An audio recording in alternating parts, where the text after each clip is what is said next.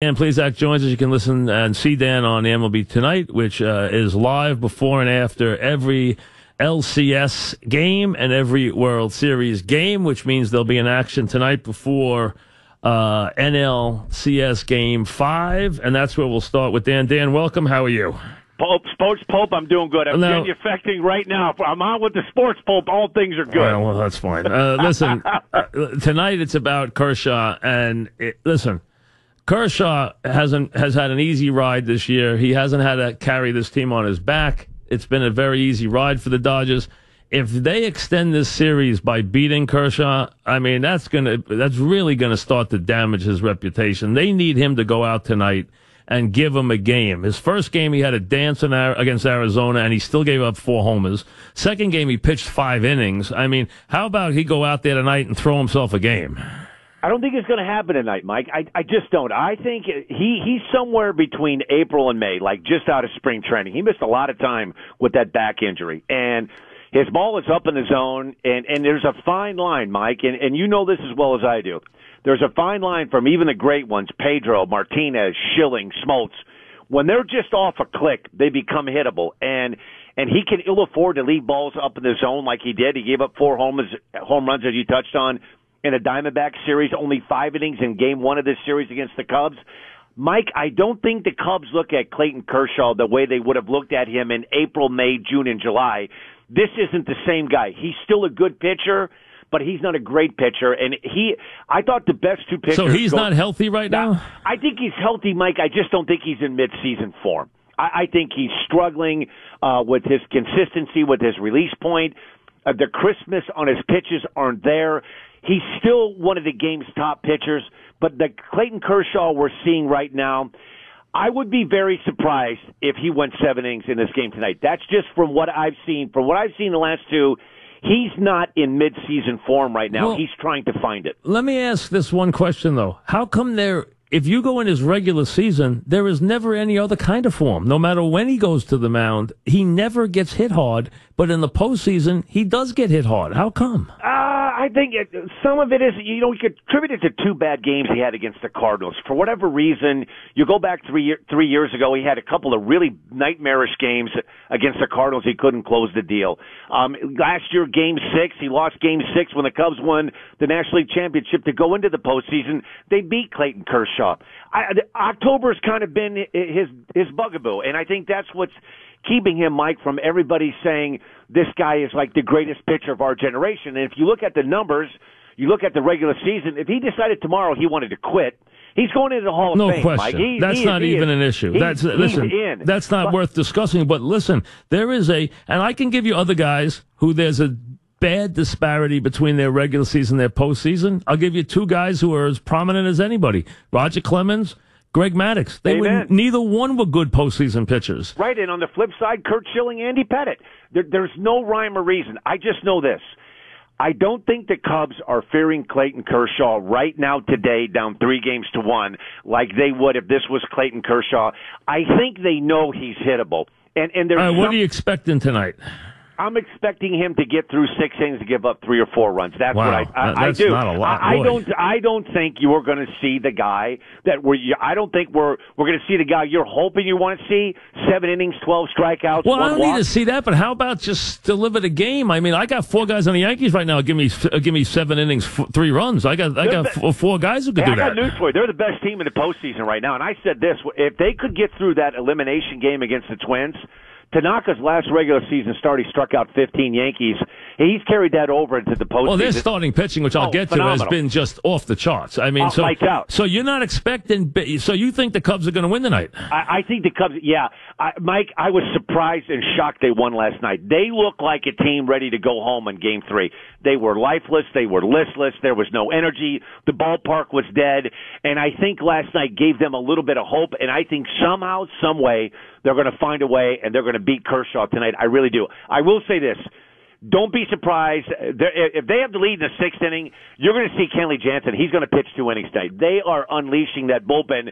They're not going to give they're not going to use Kershaw like the Nationals did with Strasburg and like the Astros did with Verlander. If he gets them through 5 or 6 and it starts to get that lineup's turning over, they're going to get him out of there. He's not Verlander, he's not Strasburg, and he's not Scherzer right now, Mike. I tell you, and Strasburg shut everybody up with that performance. Oh, I'm telling you, no one's ever going to say a word about him again after that performance. I can tell you this: if I were a Dodger player, and I'm sure nobody's come out publicly and said that, bring on the Cubs, because I don't think anybody wanted a piece of Scherzer, or Strasburg was throwing better than anybody in the postseason. He was that good. All right, we'll save the rest of that series because the Dodgers are still going to win the series. They are. We know that. I agree. Okay, yes. Now let's get to Verlander tomorrow. All right. Yesterday I had a very good seat, and I'd say that Keuchel had good but not great stuff. He seemed to have an issue with the umpire from the get-go where he wasn't getting that call on the corner that he wanted, and he was very upset with him. He fought with him the whole game. He had a fight with him about the bird at bat. He fought with him a lot, and the Yankees did a pretty good job against him. He was okay. He wasn't wonderful. What do you expect Verlander off that maestro performance, that magical performance? How good do you think Verlander will be tomorrow? And do you think length is because their bullpen stinks? Length an issue for him tomorrow at all? Yes, I do. I do think so, Mike. And they extended him 9 innings in that lone start. Listen, he's not 25 years old anymore. With that said, his stuff was electric.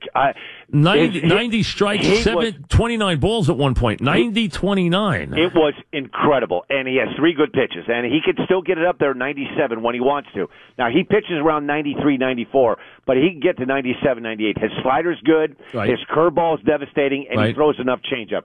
If he brings the same stuff, he's going to be tough to beat. But with that said, it looks like right now, in my opinion, I think Gary Sanchez is the best hitter in that Yankee lineup, and he's finally showing signs of waking up. And if they can get that big bat going, listen, it's not going to be easy, but it never is.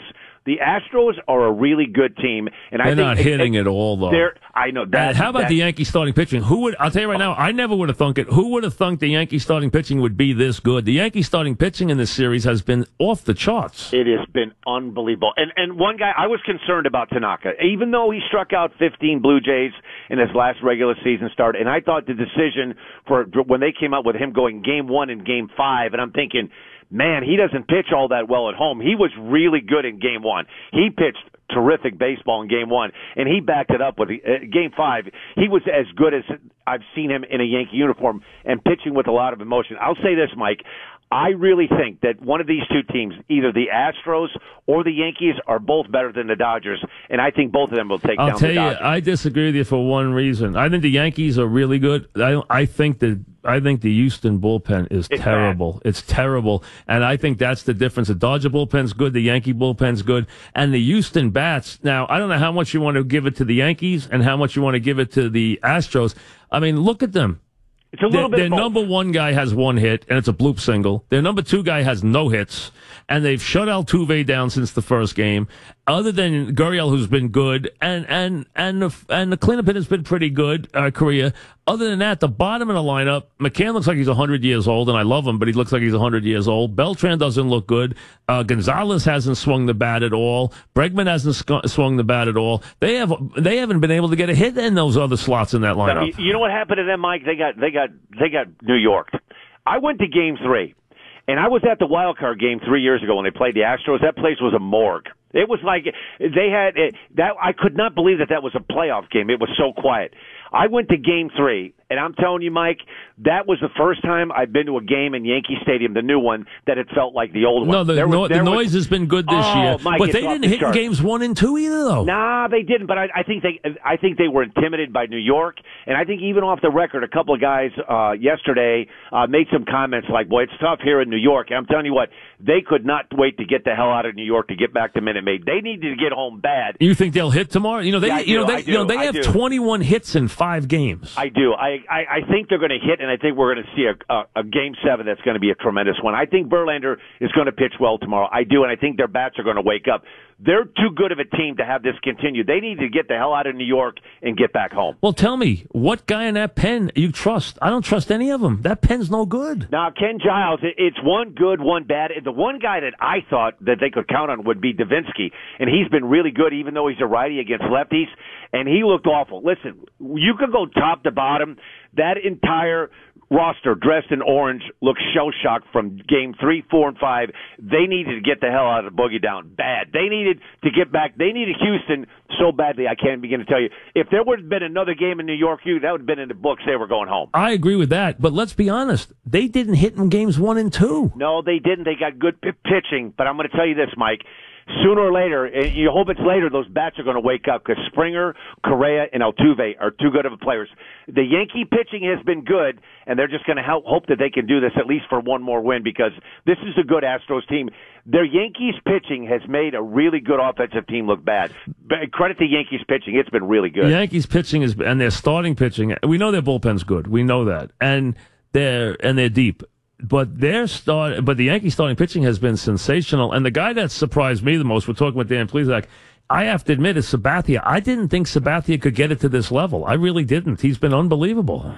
You know what he is? He's a winner. And I said this, and people on MLB Network said, are you out of your mind? If they would have started him in the wild card game instead of Luis Severino, I will tell you this, Mike. He will manage a game, and if it gets to a Game 7, I guarantee you he won't have the game lost by the 5th or 6th inning. Now, they might not win, but I will tell you this, it won't be 5-0, it won't be 6-0. That guy figures out a way. He single-handedly carried the Brewers to the postseason. He helped the Yankees win a world championship. The guy's a winner, and he's figured out a way, and Mike, you can trust him. And you ask any manager, when it gets to October, what is the biggest thing that you need from your pitchers, whether it's starters or relievers? You need trust, and they have trust in CeCe, and deservedly so. He finds a way to keep them in a game. You trust Verlander tomorrow? Mentally? Do I trust him? Yes. Yeah, this guy, Mike, this isn't his first rodeo. He's going to be pitching back at home. The crowd's going to be on his side. He feeds off this. I think he feeds off the emotion. He gets what's at stake. I think this is the one guy that the trade, when he likes to be front and center, he likes to be the guy, he likes all the eyes on top of him. Expect him to pitch well tonight. Tomorrow, if the Yankees beat him, they're not going to clobber him. It's going to be a low-scoring game. Expect him to pitch well. We're talking with Dan Plesac. I didn't see anybody that was trying to light a fire under the Astros. I don't know who their guy is who does that. I don't know if Beltran's their guy or what guy. And he's not a very outspoken guy to begin with. I don't know who that leader of that team is, but they need somebody to kickstart that team. That team is the kind of shell shock right now. I couldn't agree with you. And you know what? And they looked they came in cocky in Game 3. Did, right? They did. They thought they were going to win easy. I think they did. And I think the Indians did too. And I think the Yankees stunned them both times. Remember, they're down 2-0 both games. Think about this, Mike. 36 hours ago, the Astros were up 2-1, and they were winning 4-0 going into the 6th. Well, that's because their bullpen's terrible. Right. And we were like, this is over. I can't believe this good Yankee team. They're going home. And 30 minutes later, all of a sudden, boom, boom, boom, it's 6-4 Bombers. All of a sudden, it's like, wow. And you, I can tell you right now, I didn't think it was over. I thought they'd hit that bullpen. When I thought it was over was when it was 2-0 to Cleveland. I thought it was over because I thought Carrasco. I thought Carrasco would pitch a great game, and he did. It's just that Tanaka pitched the better game. I couldn't agree with you more. You're right on the money. Yes.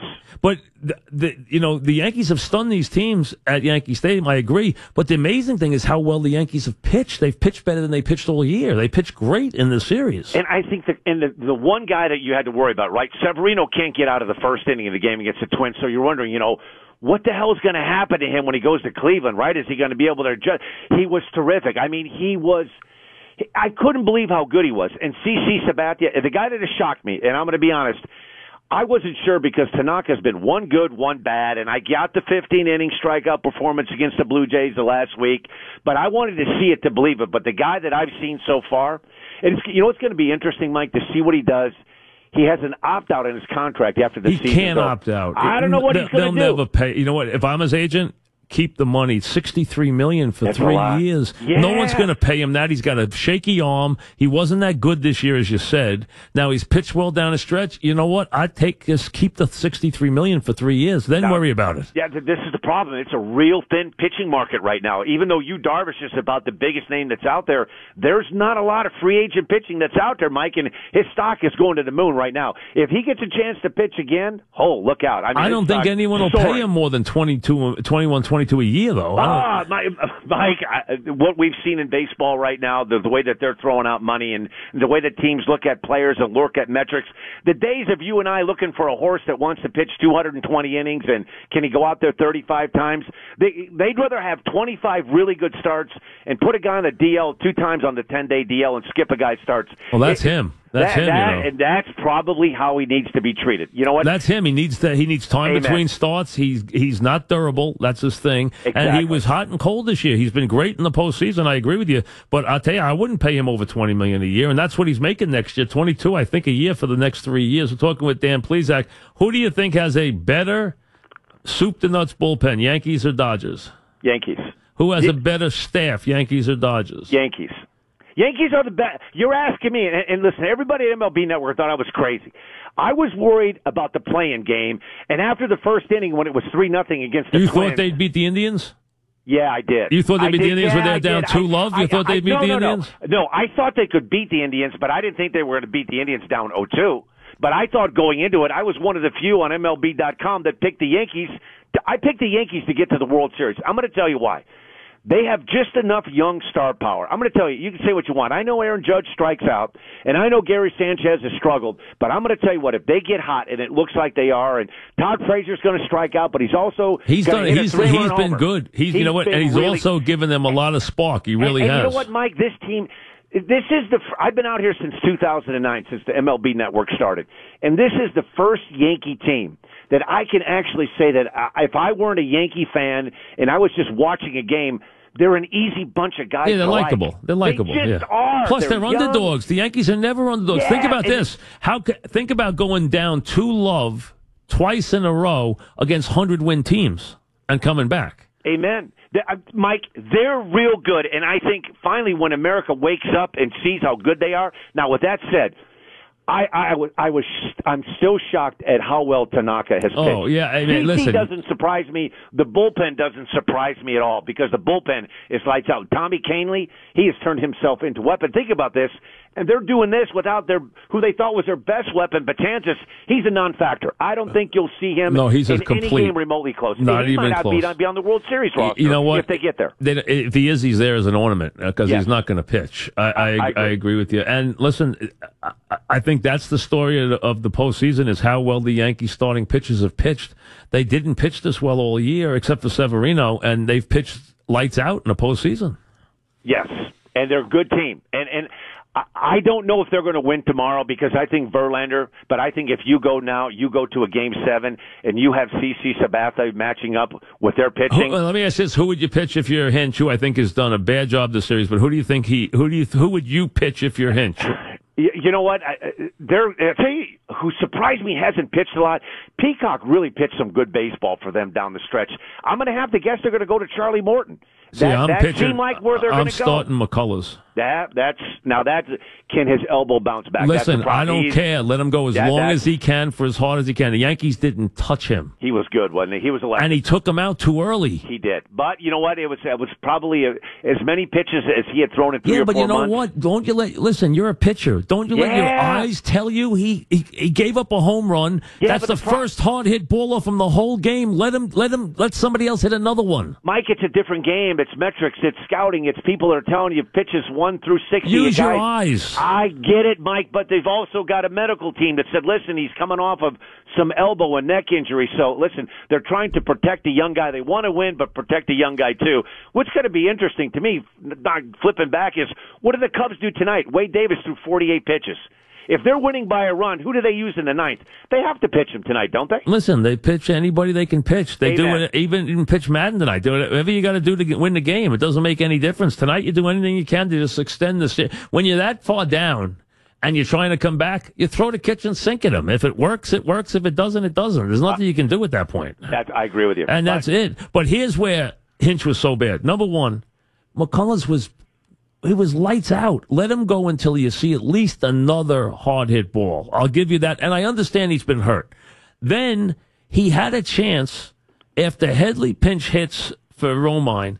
He could have turned him around with Liriano to his weak side and then had a lefty for Gardner and for Didi. Instead, he doesn't go near Liriano. I thought he had a terrible inning. I really did. He did. And I think that entire Houston organization, I'm telling you, that game 5, They look like that from top to bottom, the players, the pitchers, the manager, the dugout. If you looked at that pan shot, it looked like a deer in the headlights. Like the New York Yankees, Yankee Stadium, the Big Apple, it all came crushing down on the Astros. And I agree with you. I think their confidence is rattled right now.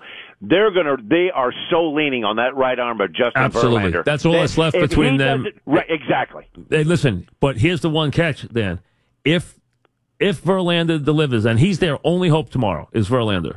The rest of those guys could go to the movies in the bullpen. It's about him tomorrow. Yes. If he comes through, they will be a far different team in Game 7.